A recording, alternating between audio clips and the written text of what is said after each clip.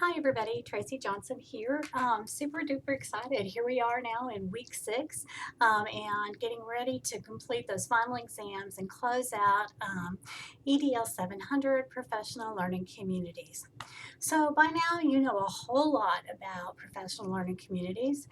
You should understand how to get them started, why team building and understanding and appreciating the strengths and weaknesses as well as differences of your team members is really an important element in a successful professional learning community.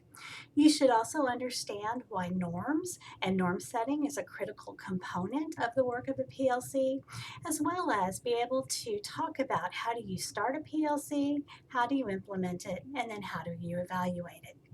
In addition, you should be very comfortable with unpacking standards and aligning that unpacking of standards with very specific professional learning community activities, as well as the best instructional strategies and practices possible. You should also understand and know what are some of those dysfunctions that teams can experience, and then most importantly, how do you handle change or conflict within one of your professional learning communities. So your backpack's getting full, and hopefully you've gained some tools and learnings and understandings that will really help you as you move forward in this class as well as in your career. You should also understand and know what is the work that a professional learning community should focus on and how do we drive those activities. So this week we're going to close out the new content for the course by talking more in depth about teacher observations.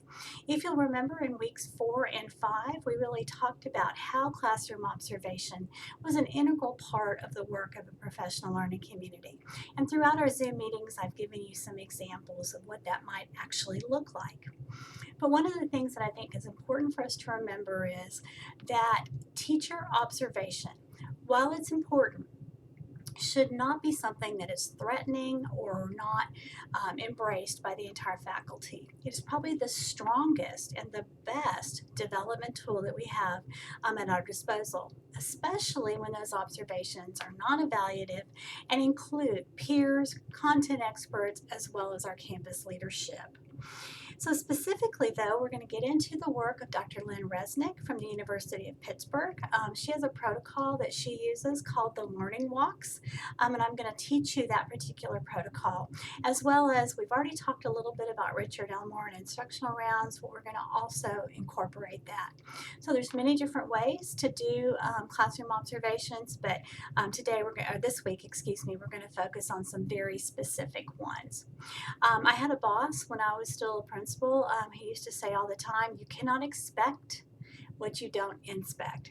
And so that really is sort of our theme for this week. So how do you expect things and then inspect them to make sure that they're happening, both through our professional learning communities as well as within our classrooms.